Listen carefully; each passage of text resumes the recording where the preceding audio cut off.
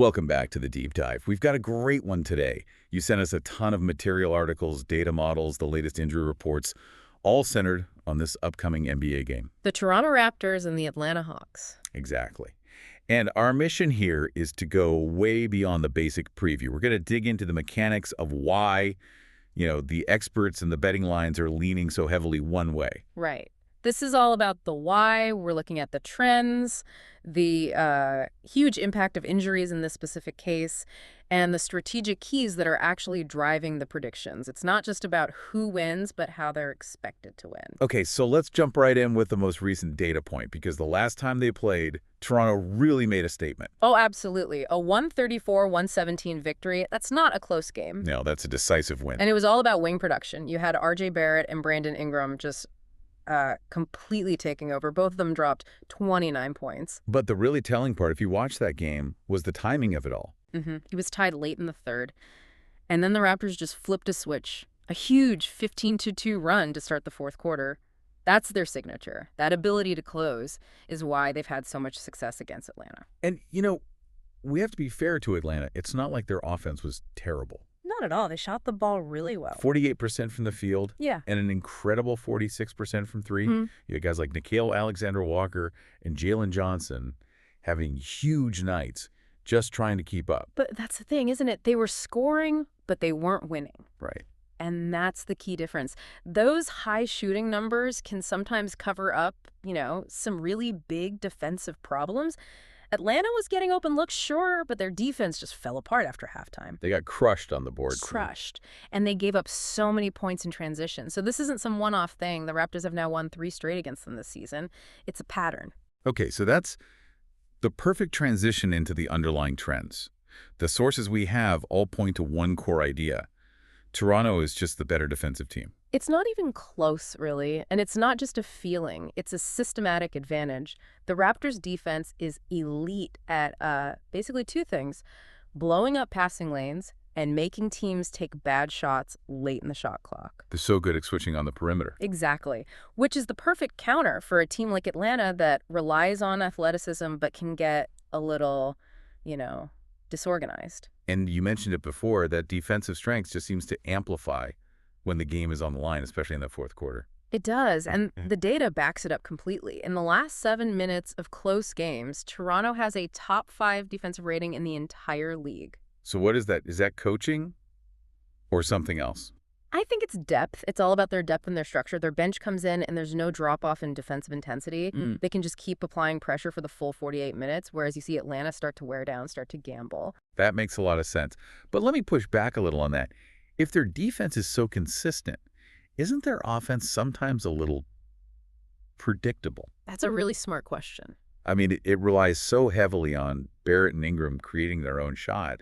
Couldn't a good team game plan for that? A good defensive team, yes, absolutely. Their offense can get stuck in the mud if those guys go cold.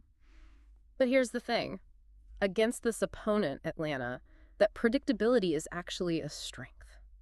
How so? Because the Hawks' defense is just too chaotic to punish it. They struggle with basic rotations.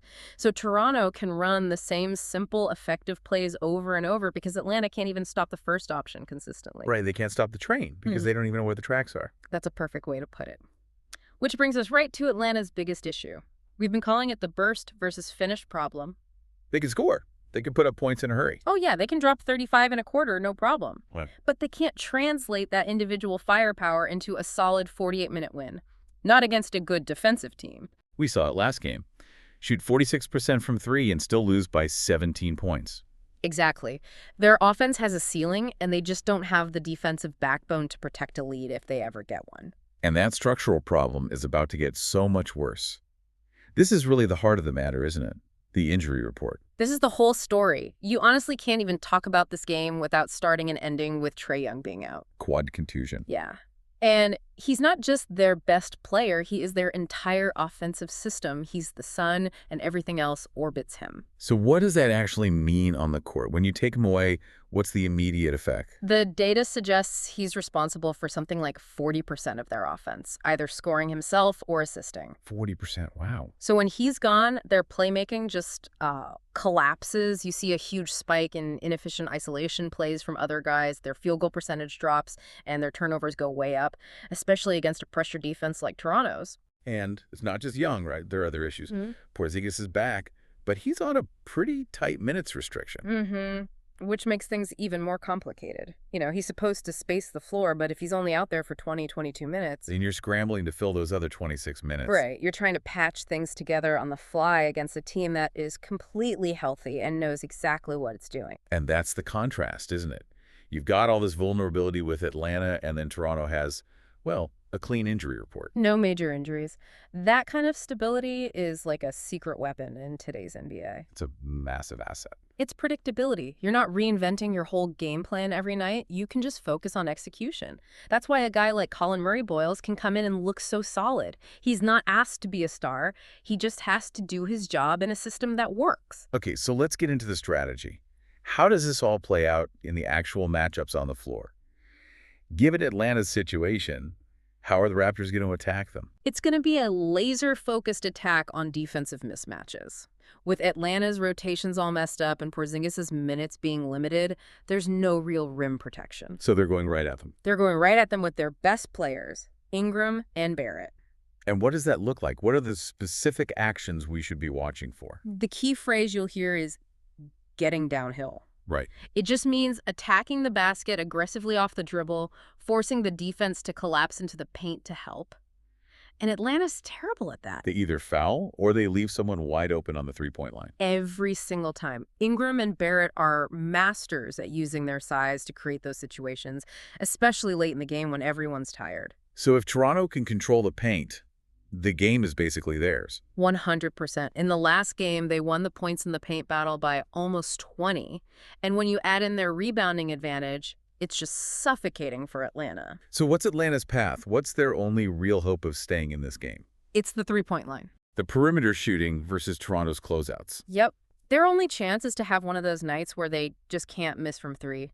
They need guys like Alexander Walker and Johnson to get hot and stay hot for 4 quarters. Force Toronto's defense to stretch out. Exactly. Pull them away from the paint.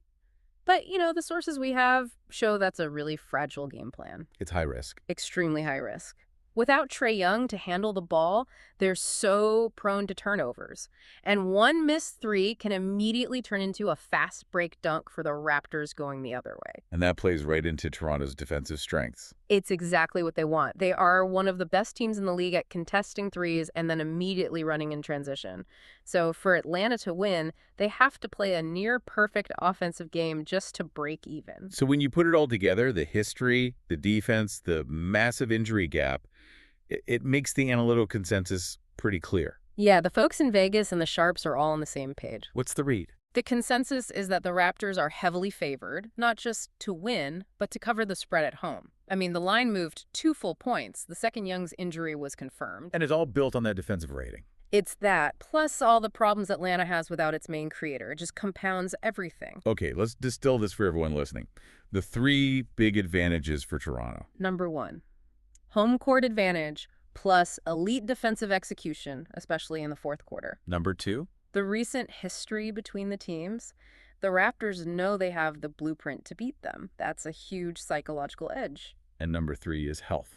Simple as that. Fewer injuries, more stability. They won't run out of gas like Atlanta probably will. It sounds pretty bleak for the Hawks. But there's always a path, right? Where's the upside for them? There are 2 long shot scenarios. The first is just a role player having a career night. Like Alexander Walker and Johnson combined for 60 points on crazy efficiency. It's a scoring explosion. Yeah, something that can temporarily overwhelm Toronto's defense. The second is Porzingis. Even in his limited minutes, if he can come in and just hit a bunch of threes, it changes the spacing and could open up some driving lanes. But the weight of the evidence, the most likely outcome, it's all pointing one way? It is. The consensus prediction is that Toronto controls the game and pulls away late. As long as they don't get complacent, they should win this by taking advantage of Atlanta's fatigue and turnovers in the fourth quarter. It's a win built on stability, not flash. What a fantastic deep dive. So just to recap the main points, the Raptors' fourth quarter defense and their overall health give them a massive edge. Mm-hmm. And that allows their wings to just pick apart all the mismatches. While the Hawks, without Trae Young, are just structurally broken. They're forced into a really risky style of basketball. And as you're watching, that's really the central conflict to keep an eye on. It's a battle between Toronto's organized, consistent system Versus the unpredictable individual scoring bursts that are Atlanta's only hope. Right. And it raises a much bigger, more interesting question for the whole league, doesn't it? It really does. In a league that's so dominated by superstars, how much does that deep, consistent defensive structure really matter? How much of that individual firepower can it negate? And maybe more importantly for a team like Toronto, is that consistency enough on its own without a true transcendent superstar to actually make a deep playoff run? That's the million-dollar question, isn't it? That's the puzzle both of these teams are trying to solve. And tonight's game is another piece of data, something to think about as you watch this one play out.